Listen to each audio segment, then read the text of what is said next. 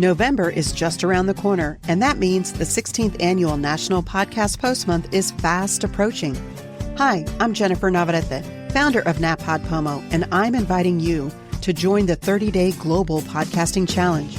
Whether you're a newbie looking to start your first podcast or a seasoned pro seeking inspiration, NaPodPomo is the perfect place to experiment and try new things. Visit napodpomo.org to learn more. See where podcasting can take you this November during National Podcast Post Month.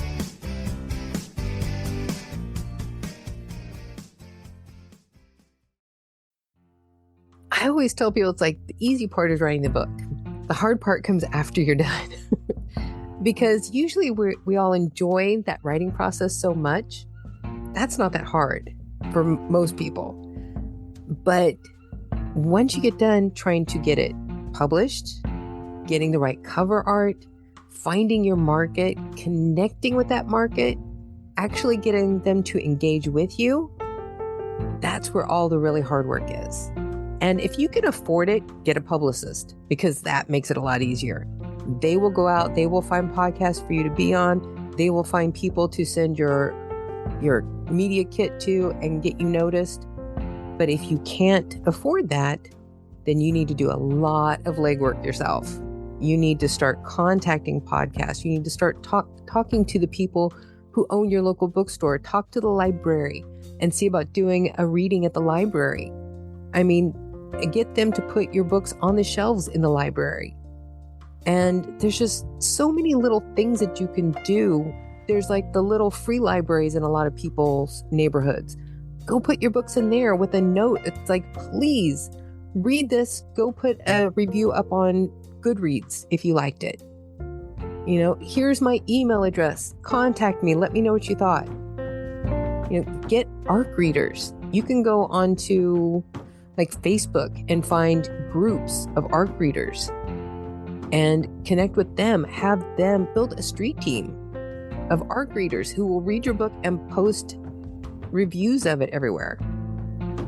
There's a lot of things you can do that are fairly inexpensive that get you out in the public attention, but it does take a lot of work. It's a lot of work.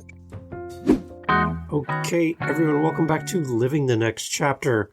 I have a cohort and a partner in crime who is from the U.S. over in Germany now, and we've been on a podcast together talking about all the great things that she's doing, and I get great inspiration every time I get to speak to my guest. And Dianne's here with us today. Welcome, Dianne, back to This is Living the Next Chapter. I'm so glad to have you here. Oh, it's so great to be back because we had so much fun talking the last time. I know, and I saw this in my inbox, and I'm like, yes, I get some more time to be inspired and to grow. You are the host of the Book Banter podcast. Tell me about your podcast. I started that as a less expensive way to advertise the books that I write. And it has turned into such an incredible networking opportunity for me because being over here in Germany, I'm very isolated from other English speaking authors. And, you know, there are a lot of writing groups and everything here, but they're not necessarily authors. It's people who like to do it just more for themselves, that they just enjoy creative writing. And I don't get to sit around and talk with authors. The ones that I have connected with here are German, and my German is not that good. So we don't get to have in-depth conversations. So I am absolutely loving interviewing all of these other authors from different countries and different genres and getting to network with other people who have actually gone through the process of writing an entire book, doing the publication, trying to do the marketing. And it has turned into just something that I'm absolutely loving. And it's being picked up by quite a few people because just this week, I had 3 more publicists contact me about booking their clients on my podcast. So now I'm up to like 6 publicists that I'm working with who are just bringing me guests. So I don't have to search for guests anymore. That's so fantastic. Can you go back to the early days of your podcast? How hard was it to get the podcast off the ground? It sounds like it's doing well now. Oh my goodness. Okay. The first year and the second year were just total polar opposites. The first year I was filling a lot of time just reading my own books that I write. I was begging all of my author friends and people who work in publicity and had anything in any way, shape, or form to do with books coming onto my show. And it was a challenge trying to fill up all of the episodes. And then for whatever reason, people started listening to it and liking it and started contacting me to come on. And it has made my life so much easier. And I'm getting people who are like traditionally published authors who are on, several bestseller lists with all of their different books. And it's just been incredible. The changes that have taken. And I could not even sit here and tell you what it is that I did that brought those changes about. I have no idea. I have no idea what it was that was clicking with people, but something about it did. You have the perfect voice for podcasting. I love listening to your show. You have amazing guests. It's like one of my favorite podcasts. So I've been telling people about it as well and telling some of my guests, hey, you should go check out this podcast. So I love finding someone else in the space who is doing such unique and creative things. Again, every time I get a chance to have some time in your calendar, I feel like I walk away better. So it's really good. So I really just keep going, keep doing what you're doing. And you have, something unique happening coming up on your podcast. Can you let us know? There's a birthday coming up or something? What's happening? Yes, next week is my birthday. Yay. And as a gift to myself, I am taking over my own podcast and talking about my books because I just finished the last book in my Into the West Saga serial that I write as Stephen Burckhardt. And that book actually drops on the 19th. And unfortunately, my podcast doesn't come out until the 20th. But I will be reading from my new book and talking about all of the other books in the serial and the 2 book projects that I have coming up after this, because I am going to start writing now as Dianne Burckhardt. And I have 2 books that I'm working on, which is my medical autobiography about all of the brain surgeries that I had, which is called Free Bad Haircuts with Each Craniotomy. And then Yeah. I have an FBI profiler thriller that I'm writing that's called The Touch. And I actually have a degree in journalism, which, I did for many years. And then I kind of started getting a little burnt out with always reporting on hard news, crime, and all of this stuff where I was just sitting around talking about it. And I decided to go back to college to get a different degree so I could do something about crime. And I got a degree in forensic criminology where I actually specialized in criminal profiling and evidence collection for courtroom presentation. And I even did some special studies in sex crimes. And I never got to use that degree because of the brain surgeries, because I had the accident that caused all the brain surgeries 1 month before I finished my degree. And I always wanted to do something with all of that information. And so now I'm going to start writing some crime novels. Okay, like you gave me like 20 topics to talk about just in that little piece. Okay, well, let's jump back. A pen name. Talk about that a little bit. I'm very curious about any type of pen name that an author uses or writes under, the rationale behind it, kind of how that all works for promotion. Can you kind of give us some insight on pen names? For this one, I had a very specific reason for doing this because I really I'd always wanted to be an author, but I had never made any plans to actually become one. I was working in the health food industry and I was really enjoying that. I had started going back to school again to study nutrition. But then I met my husband and we got married. And because of his job, we ended up moving to Denmark. And I did not speak Danish and I didn't have any kind of formal education that was working out for finding a good job for me in Denmark because I couldn't speak Danish. And the things that I was trained for, you had to be able to speak Danish well to be able to do them. I started trying to figure out, okay, what can I do? What can I do over here? And I thought, okay, I can go online and start doing some freelance journalism work. And I still was like struggling to find some things that I could actually write on at that time, because this was years ago, whenever freelancing online programs were just starting to take off. And I ended up getting a couple of uh, offers to write ghostwriting some books. I did some health books. I did a Western, which I had never thought about writing Westerns. And it turned out to be so much fun that is what enticed me to go ahead and try and write one for myself. But I still had like all of these fears that I wasn't going to be really good at writing, because after all the brain surgeries, I lost a lot of my language skills. I struggled to find words. I would often repeat myself, and I would repeat myself when I write too. I would be typing along and say, he walked into the room. So, and that's one of those things where some programs don't always catch that because the words are spelled right. It doesn't always tell you you're repeating the same words over again. Some programs do, some programs don't. And so I was really nervous about writing a book and putting it out there under my own name. Because when I was doing as a ghostwriter, those people were my gatekeepers. I would write the book, I would give it to them, and if they didn't like it, they just wouldn't pay me for it. And if they wanted to, they could just edit it and put it out there in the world. But that was their responsibility to take care of it because it was going out under their name. And they liked all the work. Everybody paid for everything that I wrote. So I thought, okay, I'm going to give this a try. But I don't know. I'm still terrified that I'm going to do a bad job. So I decided to do it under a pen name. And I figured that way, if it's not my name, it's not my picture, if they're really horrible, I can just walk away and nobody will ever know it was me who did that. Yeah. And my father agreed to let me use a picture I'd taken of him when I was in college doing photojournalism. And he was actually my age that I was at the time that I was writing the books. So I thought, okay, this will work. And my maiden last name was Stevens. So I just dropped the last S and I used that for the first name and then my married name Burckhardt to create Stephen Burckhardt. And that's what I wrote all of the Into the West books under, was Stephen Burckhardt.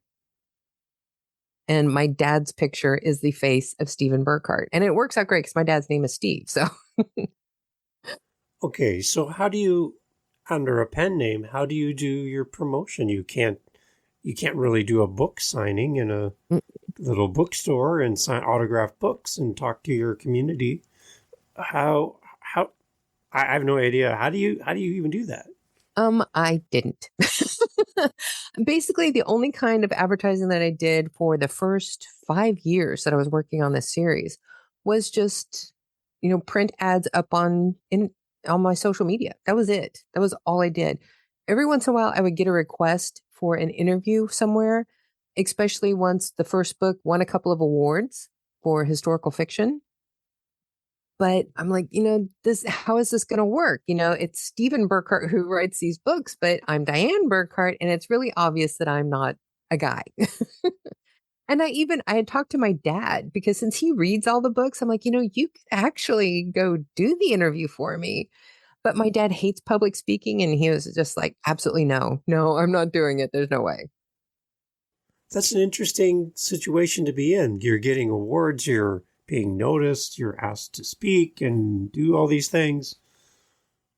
Was that frustrating at all then from your side? Very frustrating, because since I couldn't do very much for advertising them, I wasn't making money off of them. I'm still just paying in to create these books, because mostly the people who are buying them are my friends and family and a few people who see the ads online.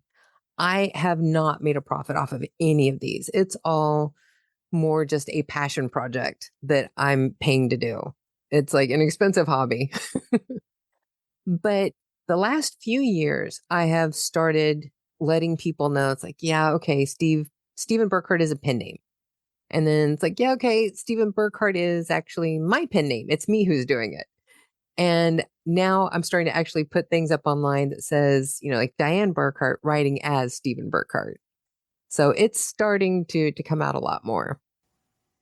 So I can almost I almost know the answer to this as I ask it, but Where's your comfort level now compared to early days in your author journey? Are you feeling more comfortable to now write under your name and to be more actively out there promoting your books now? Yeah. And part of that is too, one of the reasons that I wanted to get back into writing was to use writing as therapy to rebuild my language skills. And I have managed to do that. I still have issues and I still stutter when I write, but now I have a really good editor who I pay and he understands all of the issues that I deal with. So he looks for those things in my manuscripts and will often work with me to help me find ways to remember things. Cause that's one of my big issues is I have short-term memory issues. So I will write something like I'll be talking about the sheriff in my town and I'll forget the rules for how you use a capital for when you're using sheriff or marshal. Because there's sometimes that you capitalize that. There's sometimes that you don't. And I was always forgetting the rules. And my editor works with me to find different devices to help me to remember the rules so that I'm not having him correct the same things constantly. And it's been really great having this person to work with who understands and is willing to find avenues to help me become a better writer with my issues that I deal with. I think so many of us struggle with imposter syndrome and dealing with like who's going to read my stuff, who's going to interact with me and what I'm putting in the world. But then to add a layer of having to deal with your medicals and all the things going on with you physically, was that a struggle for you in early days to say like, can I do this? Not really, just because I have had so many years to practice just accepting what I have to deal with, that I know I'm going to make mistakes. I know I'm going to forget things. I know all of this stuff is just going to happen. And there's nothing I can do to stop that. It is.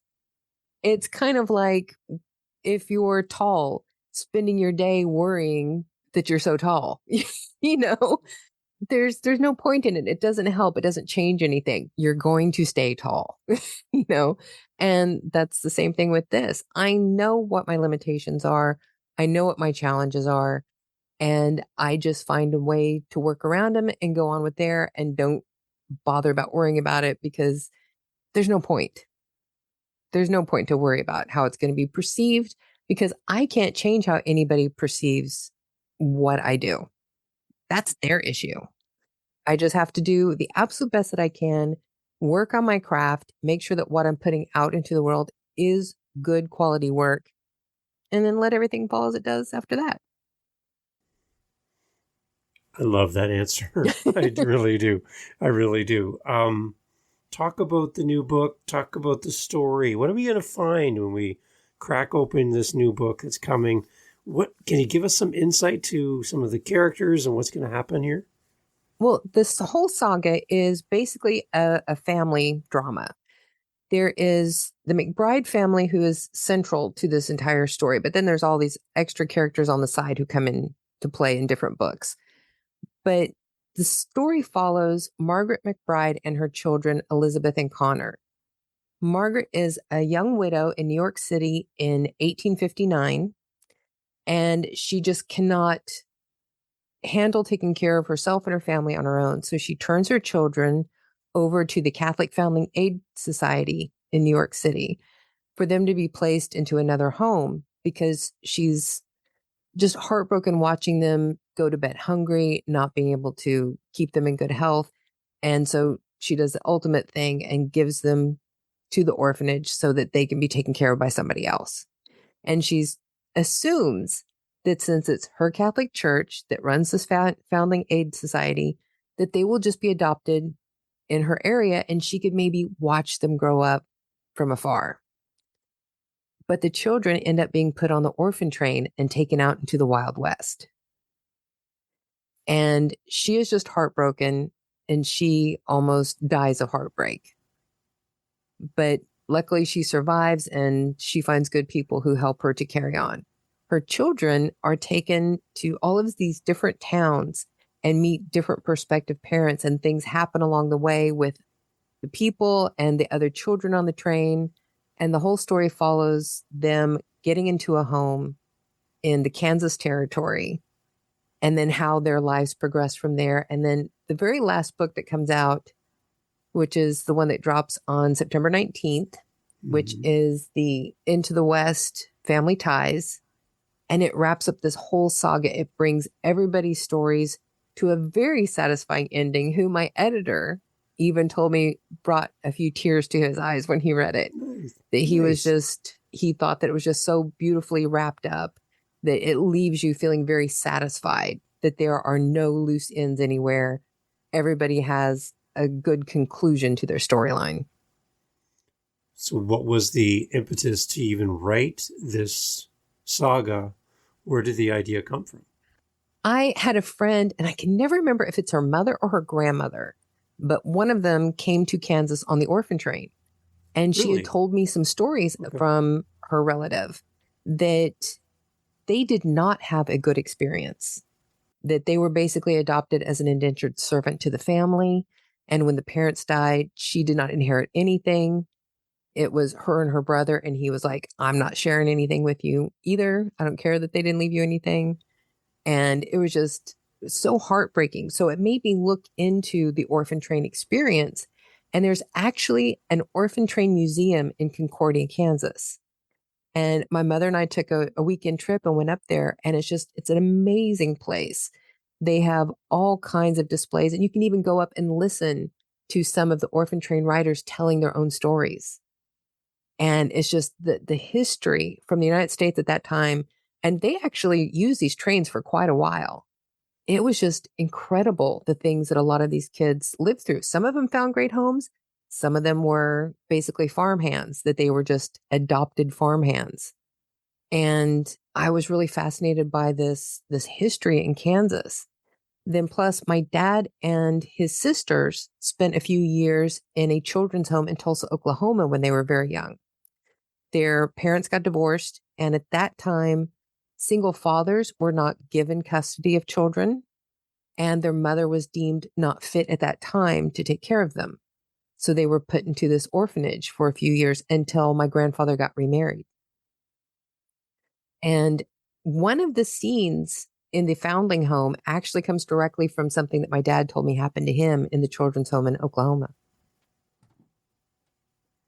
I love the connection behind the scenes to all that, because as readers, as we go through the book now, we have a new lens that we can kind of anticipate that part coming and then be able to identify. I love this. This is great. So are you a huge history buff? Like, is this something that you just love to dig into? Absolutely not. Yeah. No, really? I really, history was always like my worst subject in college and high school.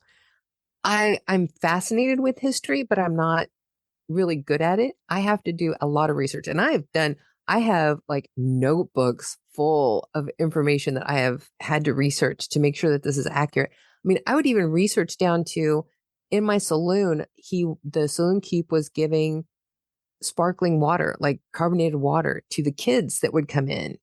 And I was like, okay, did they even have that back then? And I would be like researching everything down to like the smallest detail, like, could they have this kind of water in the saloon to give to people? I mean, I made sure that everything was perfectly accurate. I would even check if I had somebody do a saying like in for a pound, in for a penny or whatever.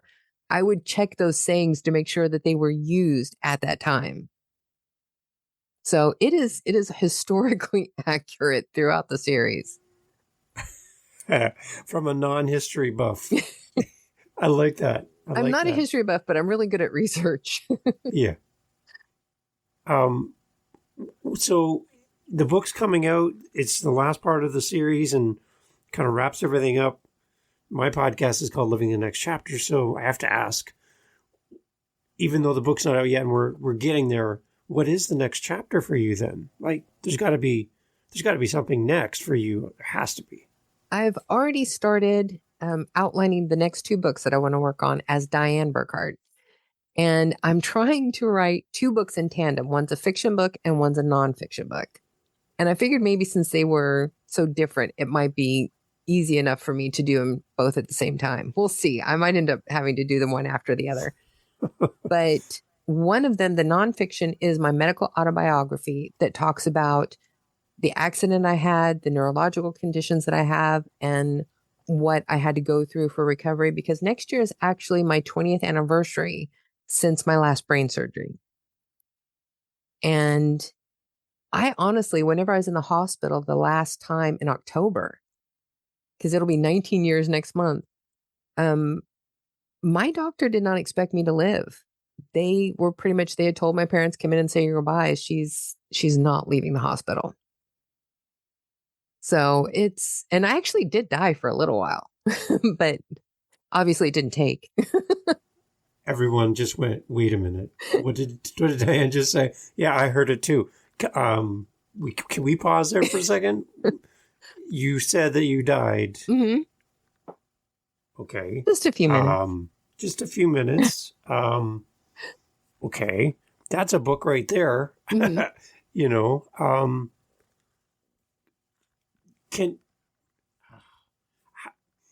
what happened was yeah. I had 7 surgeries in 6 months in 2004. 6 of those were brain surgeries. After my 5th brain surgery, I got an antibiotic-resistant MRSA staph infection in the incision site in my head. It infected the cerebral spinal fluid, which is meningitis, and it killed me. The infection was so bad. I was being seen by infectious disease specialists every day, but it really just riddled my whole body with infection, and I died at one point. But I ended up coming back. They didn't even revive me. I came back. They were just starting to do stuff to bring me back when I came back. And I ended up getting better after that point. It was like I needed a reset. Kind of like turning off your computer off and on. Oh, my goodness. Yeah. Oh, okay. Like, who has that story? I haven't met anybody who can match that one. How does living through that change a person? Your perspective. It was a huge catalyst in my life because before I went through all of this stuff, I was very OCD. I still have obsessive compulsive disorder, but I was really, really bad before all this happened. I would do things like I had 2 sock drawers in my house. One of them had all of the socks with color and one was black and white and gray. And the ones with color were in order by the color wheel. And the other one was in order by the grayscale. I mean, my life was ordered to that minute kind of details. And after I died, I'm kind of like, yeah, just throw them all in a drawer. I don't care. It made me realize that, you can chill out. You don't have to take everything so seriously. Again, to have in the sentence, after I died, then I saw the world this way. I'm still speechless. I know the story, and every time I hear you talk about it, I'm still speechless. So for young authors that are listening to the podcast, they're on their author journey.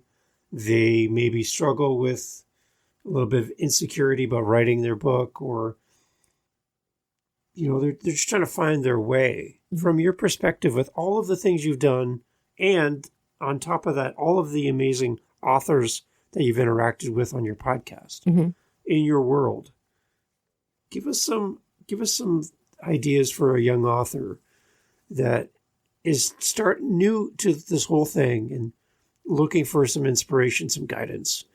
What would you say to them if they could sit down with you for a little bit? The first thing that I would tell anybody is just do it. If you want to write, do it. Don't think about what happens next. Just write your story. Get it on paper. Even if after you get done, you decide you don't want to show anybody, that's up to you. But do it. Write it. Get it down. And then Also, if you're going to put it out there in the world, you need to be aware of a few things. First of all, somebody's going to hate it. There's going to be somebody out there who absolutely hates it, thinks it's not worth reading. It's their perspective, though. They're not reading it from what you were writing it from. They're reading it from their place. They're bringing their experiences, their wants, their desires, their ideas to the reading. You're not going to connect with everybody. Don't worry about those people. They are not important to your journey. Look for the people that you connect with, the ones who are looking for what you have to say, the ones who want your message. Those are the people you need to worry about connecting with. Because anybody who has ever put out anything for public examination has people who love it, have people who hate it, have people who could not care less, have people who will come in and ridicule it without ever even reading it just because they're having a bad day and want to dog on somebody else. I mean, those are just facts. No matter who you are, no matter what you write, no matter if you're a best-selling author or a first-time author, everybody has to deal with this. It just is. It's part of the process. But you always have to remember that the important thing is just to do your best. Make sure that you are actually putting out a good quality product, and then just be proud of yourself, because you are the only person that has to be proud of you. But it's very important that you are proud of what you're putting out into the world, because if you're not, people are going to feel that. And you really need to be just putting out your best effort and then be proud of what you did. And for two people who both have podcasts that promote authors and share the author journey and all of that, I know that I think we both agree that podcasting is a great way to promote your book. Mm-hmm. What other things would you say, in addition to being on our podcasts, would be another way to support the promotion of the book? A lot of authors seem to get to this point where the book is released and they think they're done, but it's really just the beginning. Yeah. What other things can we do? I always tell people it's like the easy part is writing the book. The hard part comes after you're done. Because usually we all enjoy that writing process so much. That's not that hard for most people. But once you get done trying to get it published, getting the right cover art, finding your market, connecting with that market, actually getting them to engage with you, that's where all the really hard work is. And if you can afford it, get a publicist, because that makes it a lot easier. They will go out, they will find podcasts for you to be on, they will find people to send your media kit to and get you noticed. But if you can't afford that, then you need to do a lot of legwork yourself. You need to start contacting podcasts. You need to start talking to the people who own your local bookstore. Talk to the library and see about doing a reading at the library. I mean, get them to put your books on the shelves in the library. And there's just so many little things that you can do. There's like the little free libraries in a lot of people's neighborhoods. Go put your books in there with a note. It's like, please read this. Go put a review up on Goodreads if you liked it. You know, here's my email address. Contact me. Let me know what you thought. You know, get ARC readers. You can go onto like Facebook and find groups of ARC readers and connect with them. Have them build a street team of ARC readers who will read your book and post reviews of it everywhere. There's a lot of things you can do that are fairly inexpensive that get you out in the public attention, but it does take a lot of work. It's a lot of work. Yeah. And I love the idea of putting them into those little shared book spaces. Mm-hmm. That is smart, because to know that something from your neighborhood or one of your neighbors wrote a book, that's really kind of unique that you can have that. See, again, every time I talk to you, I get like 10 more ideas. So I love it. I tell you have some great ideas. One of the things that I started doing here too, is I would make up these little packages that is a clear plastic bag, and I would put like the first book of my series in there with a bookmark or my business cards that have a QR code for my TikTok videos and my podcast.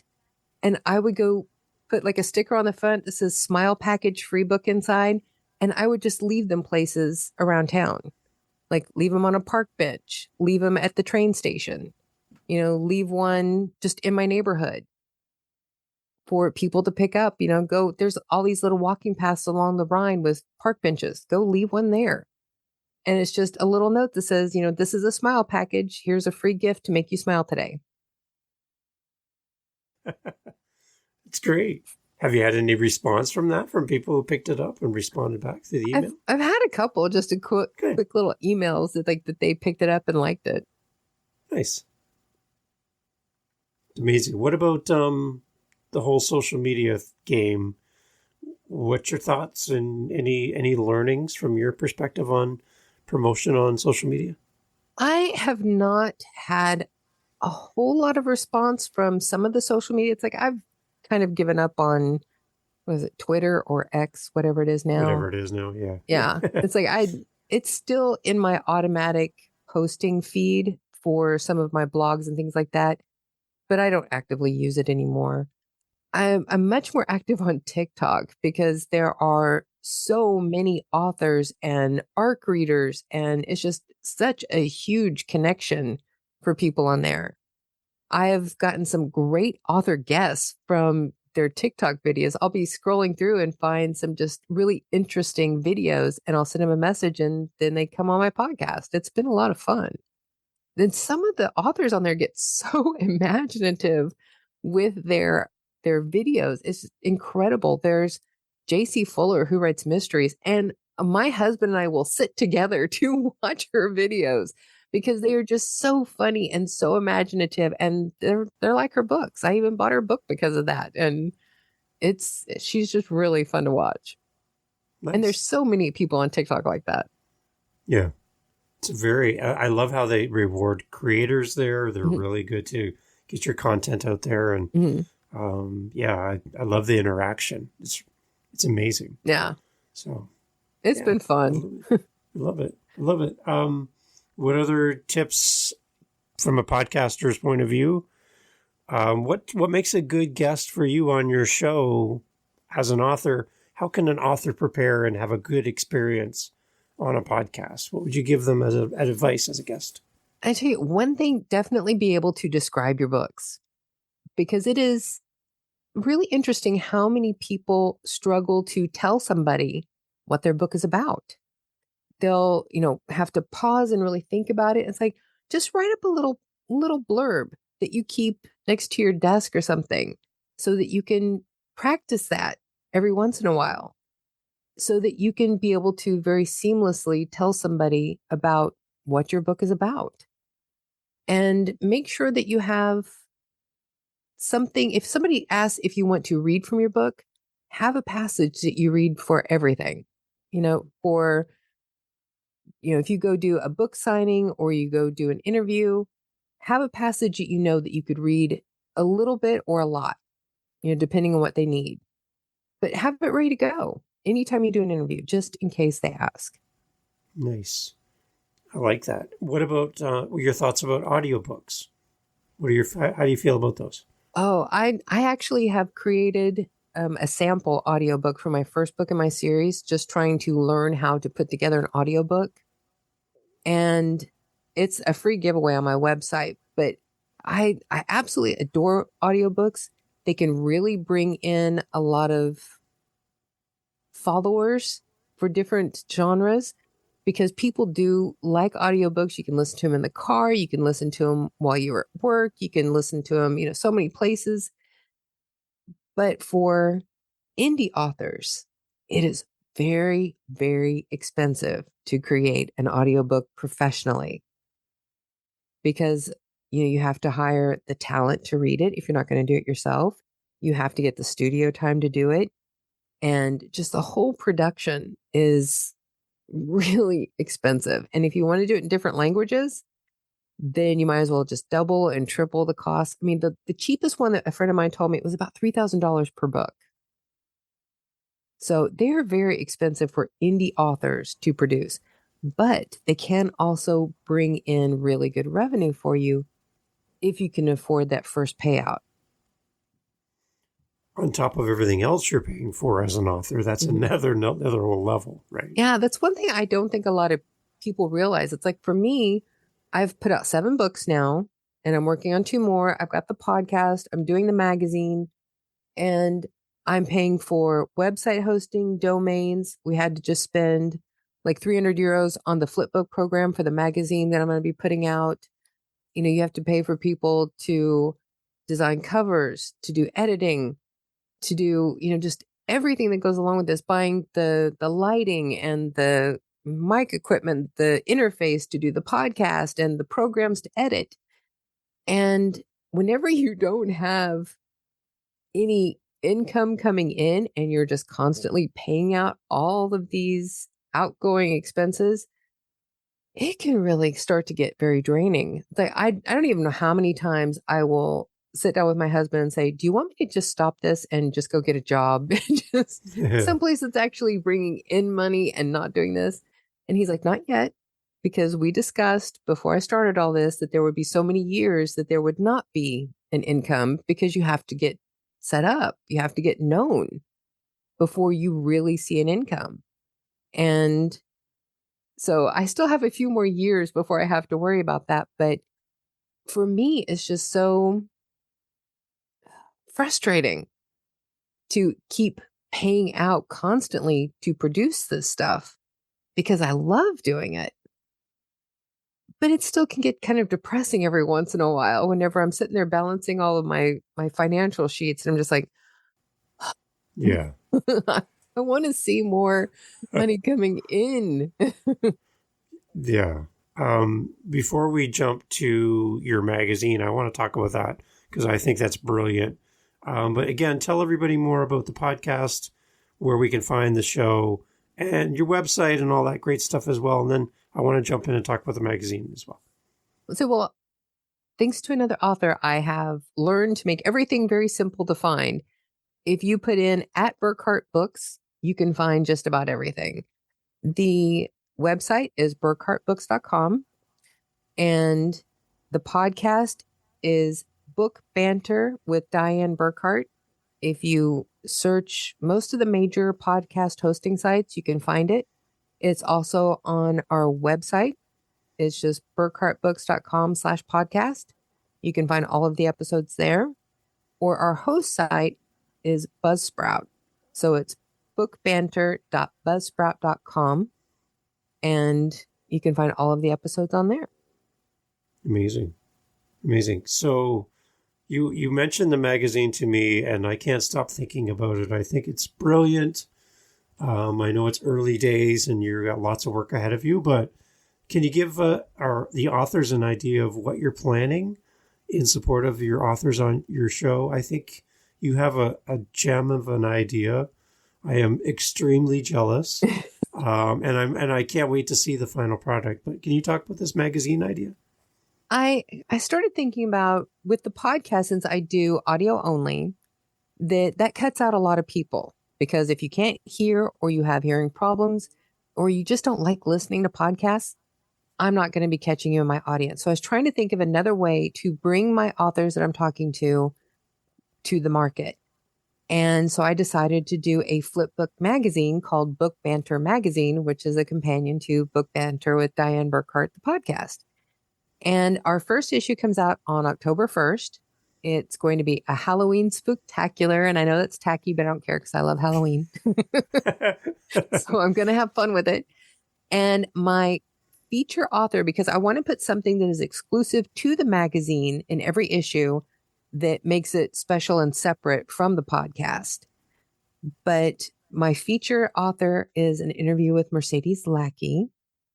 I am still just beside myself that I got to do that. And it also features a bunch of authors who I've interviewed on the podcast who, since it's a Halloween special, if they wrote horror novels, if they wrote anything spooky or mystery, and I've got people from, young readers to comic books, nonfiction, I mean, I try and bring a very cross genre selection for all ages and interests, and there's going to be something for everybody. But the magazine will have clickable links so that whenever you read about an author you like, you can click to find their website. You can click on their book to go buy the book.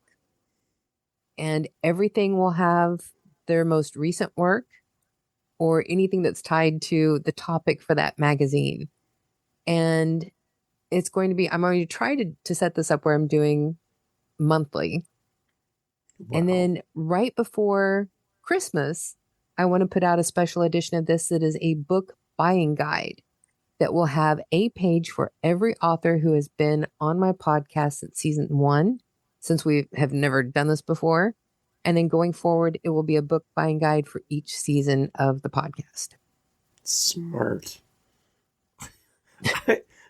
There's going to be people rewinding this and going, wait a minute. How come I've never thought of this before? Any response from some of the authors that have caught wind of what you're doing, or do they even know? Yeah, some of them do, because as I'm writing the articles about them, I'm sending it to them to look at it and say, tell me what you think. Is there something else that you would like in here? Is there something in here you don't want in this article? And, plus they're also editing their page for me. Nice. And some of them who just, thought it was absolutely wonderful, and they're grateful that, they're getting their books out in front of more people again. And it's like one of the young reader authors that she writes this Spooky Sleuths series, and it's like perfect for Halloween. And she just really thought that it was such a great idea that she just had her 4th book in that series drop recently, like last month, I think. So this gets that out for people for Halloween. See, everyone, I told you that if you have some time with Dianne, your brain is going to hurt because of all the great ideas, and that she just keeps coming and coming and coming. There's probably you probably got like a whole bucket of ideas off camera that you're not even going to talk about yet, but they're just waiting for time in your calendar to bring the next idea. I love how you think and how you plan. And well, I was joking with somebody the other day. It's like, okay, I must just hate sleep because I keep coming up with more projects. I love the support of your husband as well. Mm-hmm. I love that your community supports you. Your guests love you. There's a lot of good things happening right now for you. And now we just need the money to kind of come and support that, which would be great. Yeah, that's like the only thing that's missing is income. Yeah. But and it's one of those things where I only ever entered the very first book that I wrote, The Into the West, The Orphan Train. That's the only book I've ever entered into a contest. I've never entered anything else.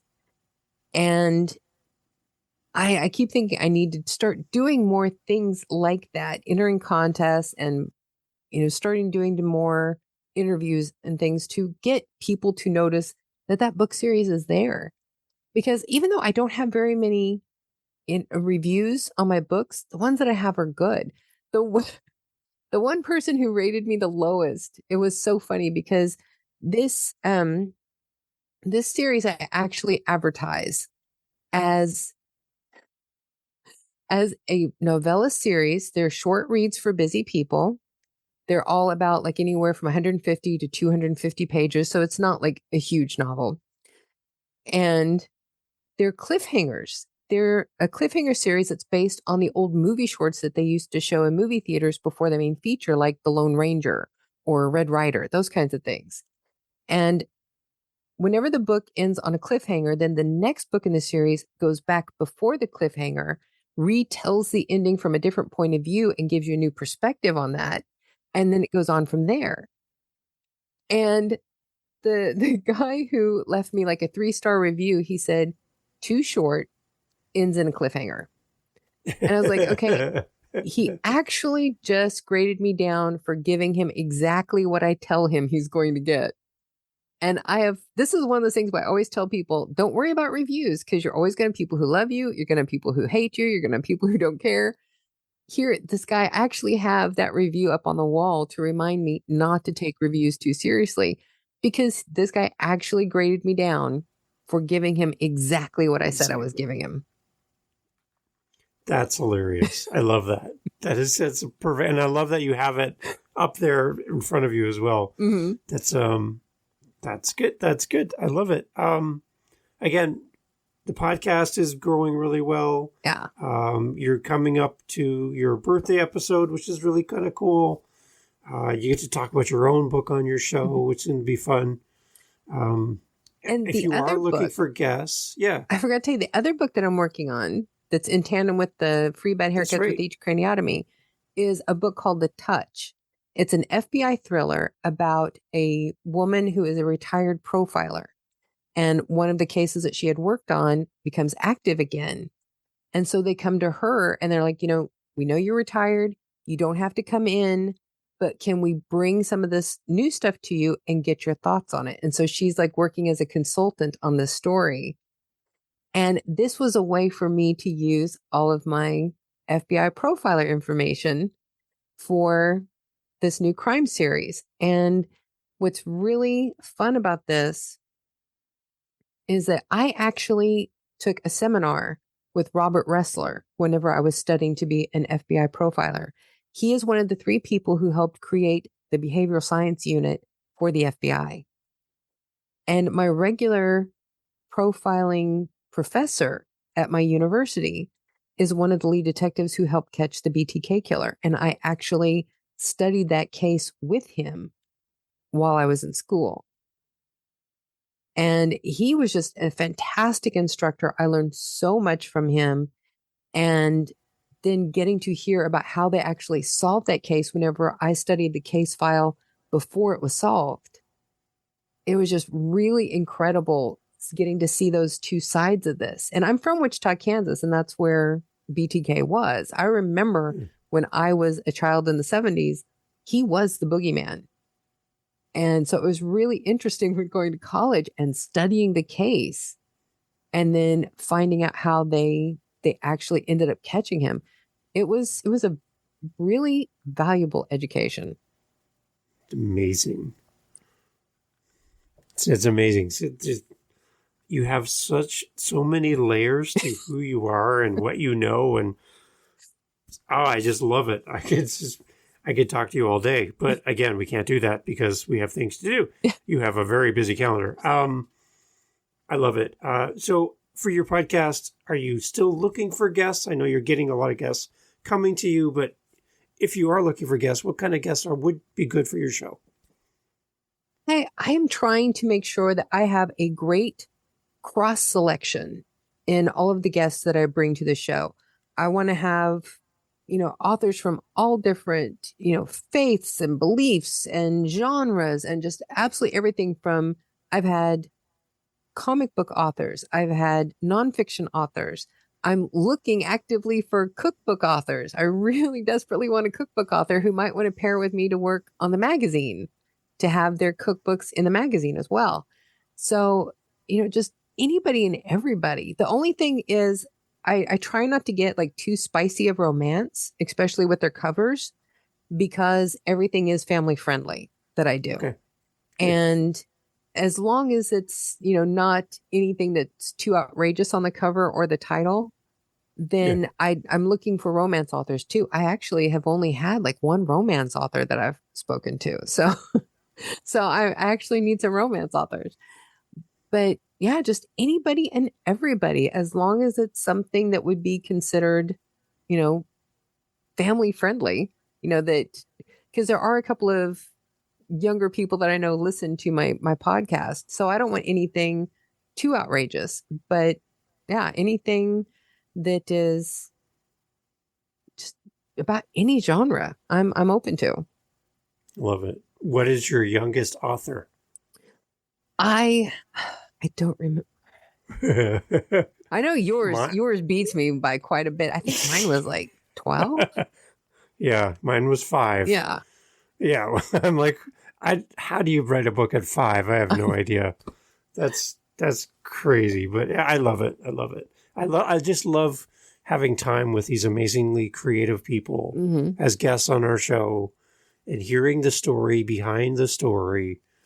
who they are as people. Listening to you, I'm inspired just having time in your calendar. So that's kind of how I leave every episode. And you've way over delivered today and given me so much of your time. So thank you for doing that, Dianne. And I just want to keep encouraging you to keep going, keep doing what you're doing. You're blazing trails for all of us, either as a fellow podcaster or other authors.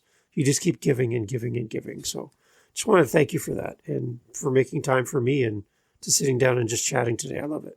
Well, one of the things is I know how much I struggle sometimes with marketing and getting things to the right places to connect with the audience.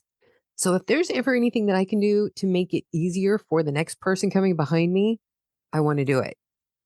Because I know how frustrated I get trying to find the right markets and do all this. Because, I worked in marketing and advertising for like 20 years. I was the advertising manager for a newspaper for a long time.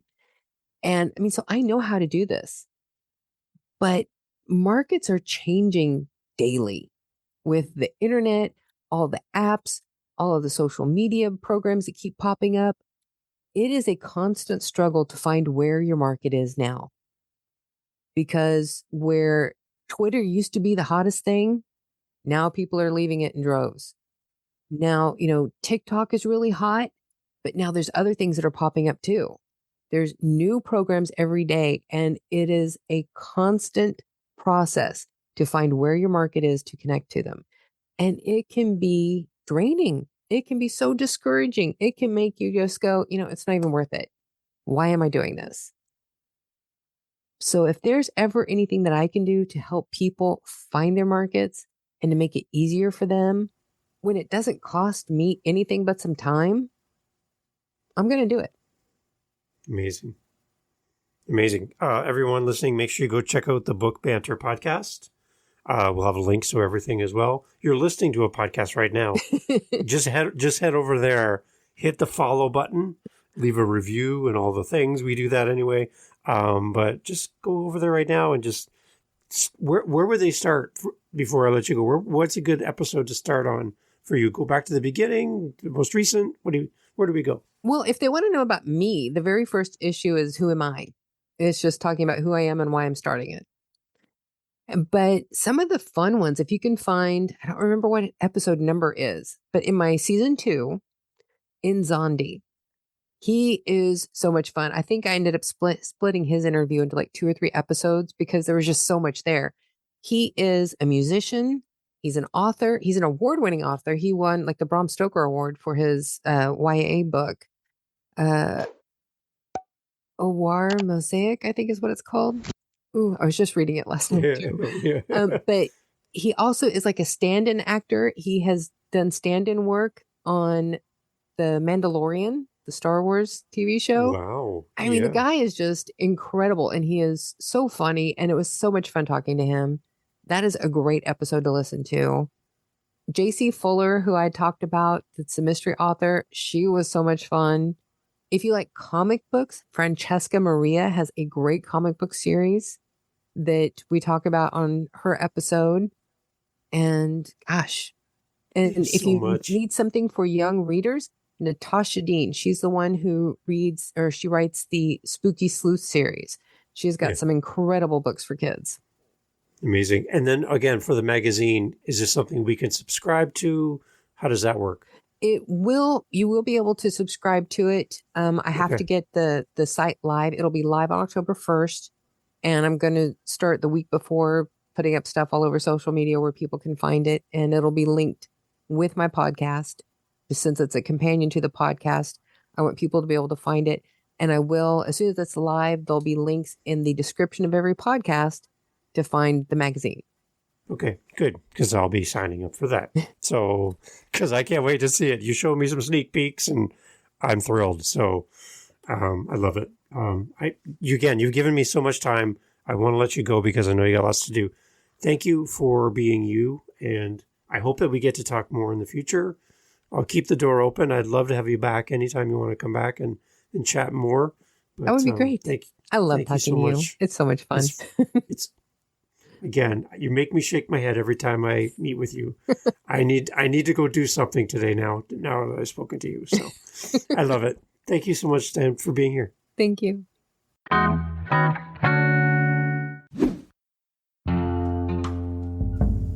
Thank you for checking out this episode of Living the Next Chapter. Did you know that we have more episodes than we can release?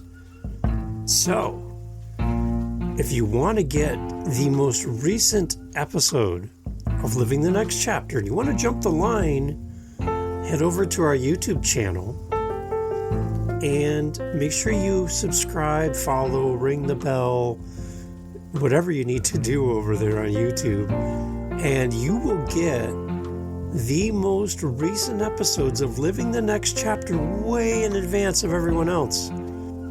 Get the most recent episode of Living the Next Chapter right now. You can hear the episodes we recorded today, yesterday, right now on Living the Next Chapter's YouTube channel. I'd love to see you over there. Please share, tell the world. And we'll see you on our YouTube channel, and check out the amazing authors coming up on Living the Next Chapter. Thanks for your support.